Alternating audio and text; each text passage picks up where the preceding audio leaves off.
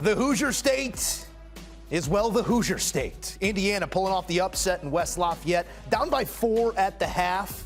An early run out of the locker room propelled Indiana to the lead, and they never gave it back. Led by 35 off the hand of Jalen Hood-Schifino, the Hoosiers secure their second consecutive 20-win season and first win at Mackey in 8 tries. Alongside senior college hoops writer Matt Norlander, I'm your host, Joe Musso. Matt, what a Saturday it was. Let's start right there in the Hoosier State with Indiana pulling off the upset over Purdue. I want to go bad here first because Purdue, losers now in 4 of their last 6, look to be destined for a 1 line. Is that now in question in your eyes? I think it can fairly be in question now with the slump that's come along here, and Purdue was obviously favored in this game. It's now been swept by IU in this season series. So, yes, there's still enough time for other teams to catch up to Purdue on the 1 line. Purdue's now just 1 game ahead of Northwestern in the Big Ten standings for first place, which is amazing to consider there. So, Matt Painter's a very, very good coach. Zach Edey is still the favorite for National Player of the Year, but that race seems to be tightening in the past couple of weeks. We'll see if the Boilers can really get it together. We've seen them be really good against a number of opponents, but it's undeniable at this point on the back, third end of the regular season that Purdue has shown itself to be vulnerable. And some of the concerns early, the freshman backcourt, the lack of size, exposing Edey here and there on the defensive end.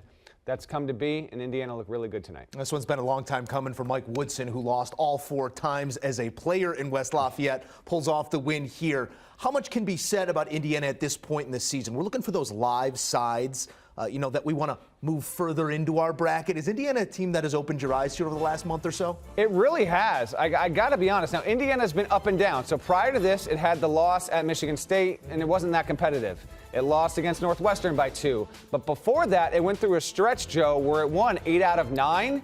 Big picture, so over the past 6 weeks, Indiana has been able to do it. I have to emphasize Jalen Hood-Schifino. He's going to be the freshman of the year in the conference. And what we saw here wasn't a 1-game thing. There have been multiple instances this season where Hood-Schifino has been the alpha, not Trace Jackson Davis, for Indiana. And so what IU has now, this is the big picture stuff. IU might take another loss or 2 before we get to Selection Sunday. That's on the table. But Indiana fans know that between Trace Jackson Davis and Jalen Hood-Schifino, they have 2 number 1s. They have 2 guys that are good enough at both ends of the floor to command this team deep into the NCAA tournament. And by deep, I'm just putting it on the table. I'm not predicting it would happen. I have seen enough, Joe, from both of these players that Indiana making a Final Four is not an unreasonable scenario. They won't be favored to do so. They're going to have to get some big wins. But I don't see really hardly any way that IU is going to be some sort of one-and-done team in the NCAA tournament. No doubt one to keep an eye on. Do you want a sports network that delivers everything that matters about the game? The highlights, the picks, the instant analysis. No yelling, no fake debates, no politics. Hit the subscribe button and never miss a moment.